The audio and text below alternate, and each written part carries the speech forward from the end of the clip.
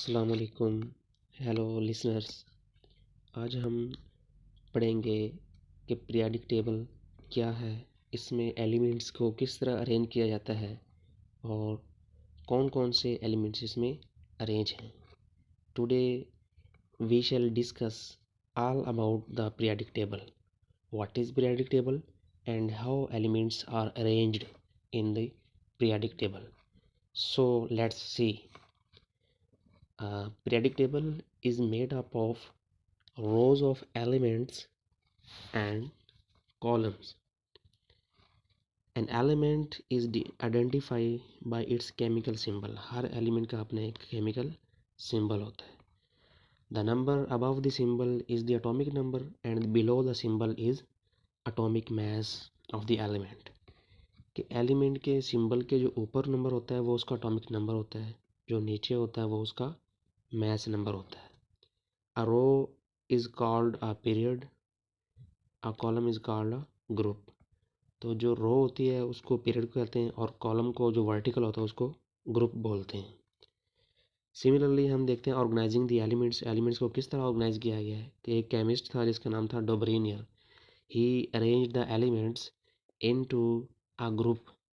Each group contained 3 elements. उसने एक group बनाया जिसमें एलिमेंट्स को एक ग्रुप के अंदर तीन तीन एलिमेंट्स को अरेंज किया गया और हर एलिमेंट्स की प्रॉपर्टीज़ जो थी वो सिमिलर थी. उस ग्रुप को ट्राइएड का नाम दिया गया क्योंकि हमें पता है try mean 3. So triad mean a group having 3 elements in it is called triad. These elements contain similar physical as well as chemical properties. So after that, a Russian chemist and a teacher, scientist, Mendeleev, he arranged the elements in the periodic table in order of increasing atomic mass. Mendeleev ने elements को atomic mass के increase होने के हिसाब से उनको arrange किया. जिस तरह टाइटेलियम 50 है, वेनेडियम वो हमारे पास 55 है, क्रोमियम 82 है, सॉरी 52 है, मैंगनीज 55. इस तरह एलिमेंट्स को उनके एटॉमिक मास के इंक्रीज होने के जो हिसाब है उससे उसने एलिमेंट्स को अरेंज किया पीरियोडिक टेबल के अंदर. उसके बाद हम देखते हैं हेनरी मोजले था. हेनरी मोजले ने अपना एक डिफरेंट कॉन्सेप्ट दिया. इसके मुताबिक he arranged the elements in order of increasing atomic number. तो इसने एलिमेंट्स को एटॉमिक नंबर के इंक्रीज होने की बुनियाद पे पीरियोडिक टेबल के अंदर अरेंज किया.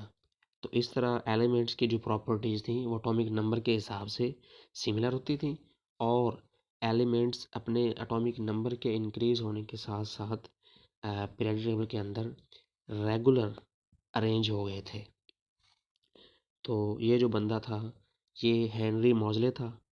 इसने जो पीरियोडिक टेबल दिया वो मॉडर्न पीरियोडिक टेबल के नाम से आज भी जाना जाता है. उसके बाद हम देखते हैं कि जो मॉडर्न पीरियोडिक टेबल है उसमें उसमें हमने पहले भी देखा कि elements are arranged in order of increasing atomic number. तो मॉडर्न के अंदर एलिमेंट्स को उनके एटॉमिक नंबर के हिसाब से अरेंज किया गया है. और मॉडर्न पीरियोडिक लॉ जो है वो elements are arranged in order of increasing atomic number. there is a periodic repetition of their physical and chemical properties. कि जब एलिमेंट्स को उनके एटॉमिक नंबर की बुनियाद पे अरेंज किया गया तो उनकी जो फिज़िकल और केमिकल प्रॉपर्टीज़ हैं वो एक वक्फे के बाद रिपीट होती हैं. एलिमेंट्स की प्रॉपर्टीज़ रिपीट होती हैं एटॉमिक नंबर के हिसाब से जब उनको अरेंज किया गया. Similarly, elements can be grouped into 3 broad classes based on their general properties. These are metals, non-metals, and metalloids. These 3 types of elements were arranged in the periodic table by different types of scientists. These elements, on the basis of their properties, were categorized into 3 classes. So we shall discuss about them one by one. The first are metals. The metals are good conductors of heat and electricity. Metals are shiny. Metals are ductile. Metals are malleable. A chemical property of metal is that when they react with water they result in the formation of corrosion। तो metal के बारे में बताता है कि जब ये water के साथ रिएक्शन करते हैं तो जंग लगना शुरू हो जाता है, ये इनकी प्रॉपर्टीज़ है। और फिर हम नॉन मेटल्स देखते हैं। तो non metals are poor conductor of heat and electricity. Non metals are not malleable and ductile, इनकी चादरें और तारें इनकी नहीं बन सकती। They are brittle and break, ये टूट जाते हैं। They are dull, many non metals are gases. और इनकी जो सिंपल पहचान है वो ये है कि ज़्यादातर जो नॉन मेटल्स हैं वो गैसें होती हैं। लाइक हमारे पास क्लोरीन गैस है, ऑक्सीजन गैस है, नाइट्रोजन गैस है, तो ये नॉन मेटल्स हैं। सिमिलरली मेटलॉइड्स को देखते हैं। Metalloids are those which are in between metals and non metals, they are intermediate species. They can be shiny or dull. They conduct heat and electricity better than metals. Sorry, they can conduct heat and electricity better than non-metal, but not as well as metal. Groups of periods के बारे में देखते हैं। Columns of elements called groups और families. जो columns होते हैं vertical उनको ग्रुप्स बोलते हैं। जो हॉरिजॉन्टल रोज ऑफ एलिमेंट्स होती हैं पीरियड टेबल के अंदर उसको हम पीरियड बोलते हैं। तो हमारे पास elements in each group have similar but identical properties. Elements जो होते हैं ग्रुप के अंदर उनकी सिमिलर प्रॉपर्टीज़ होती हैं, जबकि ग्रुप के अंदर वो सिमिलर हो भी सकती हैं नहीं भी होती। लेकिन पीरियड के अंदर वो ज़्यादातर केमिकल प्रॉपर्टीज़ उनकी सेम नहीं होती। फिर हम देखते हैं हाइड्रोजन को देख लेते हैं। तो hydrogen square sits atop group first A but it is not a member of that group. Hydrogen is class of its own. तो वो कहता है कि हाइड्रोजन को first A group alkali metals के टॉप पे प्लेस किया गया है, जबकि ये इस ग्रुप का मेंबर नहीं है। तो हाइड्रोजन की एक अपनी ही क्लास है, अपनी ही कैटेगरी है। फिर हम देखते हैं पीरियड टेबल के अंदर classifying the elements in the period table. We know about different symbols of the elements which are given in the periodic table. These symbols represent the name of the element, like we have sodium। तो sodium का जो symbol है वो हमारे पास Na है, तो ये हमारे पास गिवन है। इसके टॉप पे उसका एटॉमिक नंबर है और बॉटम पे उसका मैस नंबर है, जिसको हम इसका वेट भी कह सकते हैं। उसके बाद हम देखते हैं कि एलिमेंट्स की जो पीरियडिसिटी है, जो उनकी क्लासिफिकेशन है पीरियडिक टेबल के अंदर कुछ ऑथर से, वो भी हम देखते हैं। तो आइए हम देखते हैं 4 केमिकल ग्रुप्स। तो जो पहले हमारे पास वो हमारे पास है अल्कली मेटल्स, जिनको फर्स्ट ए ग्रुप के एलिमेंट्स भी कहा जाता है। Next alkaline earth metal second ए ग्रुप के एलिमेंट्स है। देन हमारे पास हैलोजेंस आ जाते हैं, 7 ए ग्रुप से ताल्लुक़ रखते हैं। देन हमारे पास नोबल गैसेज आ जाती हैं जो हमारे पास 8 ए से ताल्लुक़ रखती हैं। तो अल्कली मेटल की बात करता है कि वो कहता है कि ये उन्होंने साइड पे दिखाया है ज़रा उसको येलो सा करके। तो ये येलो जो ग्रुप है ये शो करता है अल्कली मेटल को। ये ग्रुप फर्स्ट ए के एलिमेंट्स हैं जो अल्कली मेटल्स कहलाते हैं। तो ये इसमें आते हैं। इनकी वैलेंसी 1 होती है क्योंकि इनके वैलेंस शेल के अंदर 1 इलेक्ट्रॉन होता है, जिस तरह हमारे पास सोडियम है। तो यहाँ पे हम देखते हैं ये हमारे पास सोडियम है। तो दे आर अल्कली मेटल्स के अंदर हमने सोडियम को देखा। They are most reactive metal, they react violently with water. तो ये वाटर के साथ बहुत ज़्यादा तेज़ी से सोडियम रिएक्ट कर जाती है। जब भी हम सोडियम को वाटर के अंदर डालते हैं तो एक धमाका सा पैदा होता है, जिससे इस चीज़ का पता चलता है कि ये बड़े रिएक्टिव होते हैं। इनकी रिएक्टिविटी का अंदाज़ा हो जाता है हमें। फिर हम देखते हैं alkaline earth metals. Alkaline earth metal जो होते हैं वो ग्रुप सेकंड ए से ताल्लुक़ रखते हैं। साथ आप पीरियडिक टेबल के अंदर देख भी रहे हैं कि जो सेकंड ग्रुप है उसको सेकंड ए एलिमेंट्स भी बोलते हैं। तो इससे ताल्लुक़ रखने वाले जो एलिमेंट्स हैं उनको अल्कलाइन अर्थ मेटल्स बोलते होते हैं। और इनके वैलेंस शेल के अंदर 2 इलेक्ट्रॉन्स होते हैं। लाइक हमारे पास मैग्नीशियम है, तो ये 2 इलेक्ट्रॉन्स अपने वैलेंस शेल के अंदर रखते हैं। एग्जाम्पल के तौर पे हमारे पास मैग्नीशियम है। तो अब हम देखते हैं ट्रांजिशन एलिमेंट्स। आप देख रहे हैं कि पीरियड टेबल के अंदर दरमियान के अंदर जो बॉक्स हैं उनको ब्लू करके दिखाया गया। तो ये ब्लू बॉक्स वाले ट्रांजिशन एलिमेंट्स कहलाते हैं, because their properties are in transition between the S and P block elements. They are also called D block elements like nickel, gold and silver etc. फिर हम देख रहे हैं transition metals. The compounds of transition metals are usually brighter and often used to colour paints. ये जो चीज़ें हैं उनको कलर करने के लिए ये ब्राइटली कलर्ड होते हैं और ये इसीलिए कलर पेंट्स के अंदर इनका बहुत ज़्यादा इस्तेमाल है। तो ये इनके जो वेरियस शेल है, these elements transition elements have often one or two valence electrons. So next, the transition elements have properties similar to one another and to other metals, but their properties do not fit in with those or any other group. इनकी जो properties हैं वो एक दूसरे के साथ तो similar हैं लेकिन दूसरों के साथ भी हैं, बट ये सही तरह से दूसरे एलिमेंट्स के साथ फिट नहीं, इसलिए इनको अलग से ट्रांजिशन का नाम दे के अलग इनका टेबल के अंदर जगह बनाई गई। फिर हम देखते हैं representative elements group first A to 7। Group first A to 7 elements are called representative elements because they display a wide range of physical and chemical properties.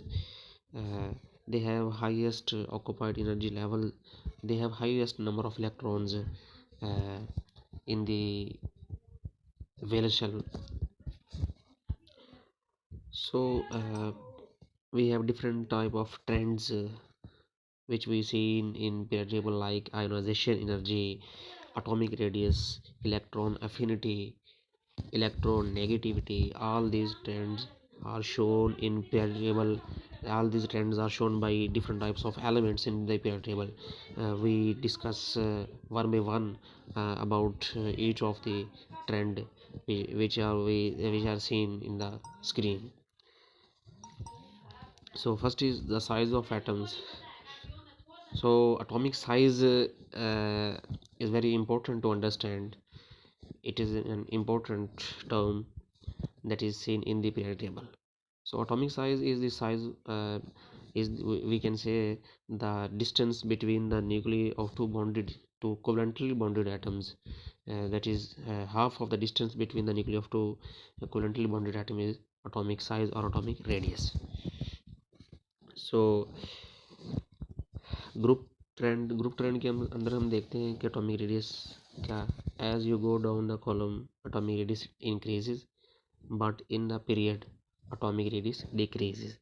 Group के अंदर हम जब टॉप टू बॉटम नीचे जाते हैं पीरियडिक टेबल के अंदर तो जो एटॉमिक साइज है एलिमेंट्स का वो इंक्रीज होता रहता है because of increase in number of shell, but group period के अंदर डिक्रीज होता है। यहाँ पे हमारे पास एटॉमिक रेडियस को पीरियडिक टेबल के अंदर डायग्रामेटिकली दिखाया गया है। तो यहाँ से हम इस चीज़ को बखूबी देख सकते हैं। हमारे पास एटॉमिक रेडियस है तो डिफरेंट एलिमेंट्स हैं जिनको स्क्वायर की शक्ल में यहाँ पे दिखाया गया है। तो आप देख रहे हैं कुछ स्क्वायर बड़े और कुछ अपने साइज़ के हिसाब से छोटे। तो बड़े जो स्क्वायर हैं वो शो करते हैं कि इनका एटॉमिक रेडियस यहाँ पे बड़ा है, यहाँ पे छोटा है। तो यहाँ पे आप ट्रेंड इन एटॉमिक साइज देख सकते हैं कि जो एरो हेड है वो क्या शो कर रहे हैं। एरो हेड शो कर रहा है नीचे की तरफ जाएं तो एटॉमिक रेडियस या जो साइज़ है वो इंक्रीज़ होता है, जबकि if we move from left to right in a period of the periodic table the atomic size decrease. There is a decrease in the atomic size of an atom. So ionic radius trend. Metal, we know metal lose their electrons very easily uh, while non-metal gain electron easily. So we can say that ionic radius is greater than neutral atomic radius. जब वो अपना electron loose करता है, जो atom अपना electron gain करता है किसी दूसरे एटम से, तो उसका जो इलेक्ट्रॉन गेन करने की वजह से उसका जो साइज़ है वो ज़्यादा हो जाता है। सो वो जो आयन बनता है वो उस न्यूट्रल एटम से उसका साइज़ ज़्यादा बड़ा होता है। तो हम देखते हैं आयनिक size of sizes of ions, जो आयंस है डिफरेंट टाइप्स ऑफ, उनके हम साइज देखते हैं। तो उनकी जो डिपेंडेंस होती है वो किस चीज़ पे डिपेंड करते हैं, वो हम देखते हैं। न्यूक्लियर चार्ज है, फिर नंबर ऑफ इलेक्ट्रॉन्स है, फिर orbitals in which the electrons reside. ये फैक्टर्स है जिन पे साइज ऑफ आयन डिपेंड करता है। जो कैटाइंस होते हैं वो are smaller than their parent atoms, the outermost electron is removed and repulsion is reduced. हम जानते हैं कि कैटाइंस तब बनता है जब कोई एटम अपने वैलेंस शेल से इलेक्ट्रॉन रिमूव कर देता है।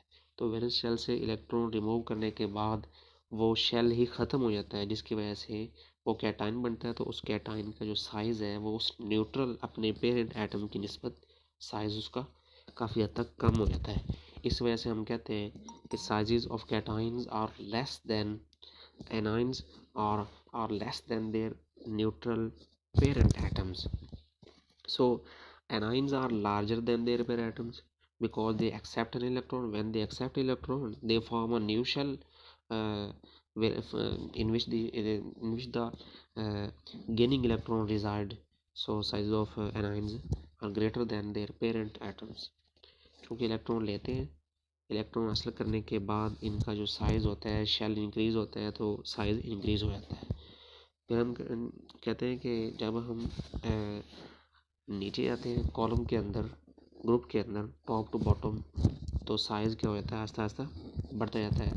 ये आप डायग्राम में देख भी सकते हैं। डिफरेंट एलिमेंट्स दिखाए गए, डिफरेंट आयंस दिखाए गए, तो जिनका जो साइज़ है, जो जो हम टॉप टू बॉटम नीचे की तरफ जा रहे हैं, तो उनका साइज़ बढ़ता जा रहा है। Due to increasing in the value of n, we know we have to know n denotes and represents the number of shells. As the number of shells increase, atomic size increases. So metals tend to form cations because they lose electrons very easily. When they lose their electrons, they form cation. Non-metal tend to form anions because they accept the electrons easily. We know when an atom donates, when an atom release its electron, it becomes cation. When it accepts, it becomes an anion. So electrons can jump between shell. Bohr के model के मुताबिक हम देखते हैं कि different shells के अंदर electron jump करते हैं, कभी हाई एनर्जी लेवल से लो एनर्जी लेवल तक, और कभी लो एनर्जी से हाई एनर्जी लेवल तक। तो जब एटम लो एनर्जी से हाई एनर्जी लेवल तक जाता है तो वो एनर्जी एब्जॉर्ब करता है, इतनी एनर्जी एब्जॉर्ब करता है कि वो हाई एनर्जी लेवल तक पहुंच जाए। और जब हाई एनर्जी से लो एनर्जी लेवल की तरफ आता है तो उसको अपनी एनर्जी, जो एक्स्ट्रा एनर्जी होती है, वो उसको लूज़ करनी पड़ती है। और जब वो एनर्जी लूज़ करता है तो हीट रिलीज़ होती है, जिसको हम बोलते हैं ये एक्सोथर्मिक रिएक्शन है। और जब एनर्जी एब्जॉर्ब होती है वो हमारे पास एंडोथर्मिक रिएक्शन होता है। तो हमें पता है आयोनाइजेशन एनर्जी एक ट्रेंड है, तो वो क्या होती है हम देखते हैं। The amount of energy required to remove an electron from the valence shell of an isolated gaseous atom. जब किसी भी गैसियस एटम के वैलेंस शेल से इलेक्ट्रॉन रिमूव करने के लिए हमें एनर्जी रिक्वायर होती है, जो एनर्जी लगाई जाती है उसको हम बोलते हैं आयोनाइजेशन एनर्जी। तो आयोनाइजेशन एनर्जी फर्स्ट भी हो सकती है, सेकंड भी हो सकती है।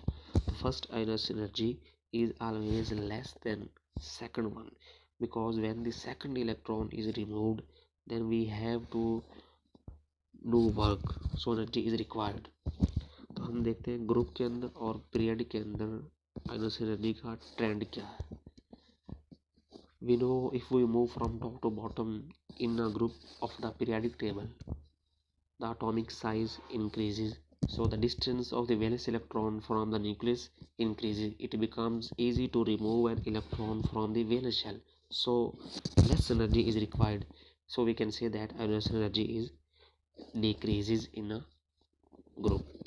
When we move from top to left to right in a period, the amount of ionization energy increases because of the nuclear charge increases, and we have to do work to remove an electron from the valence shell.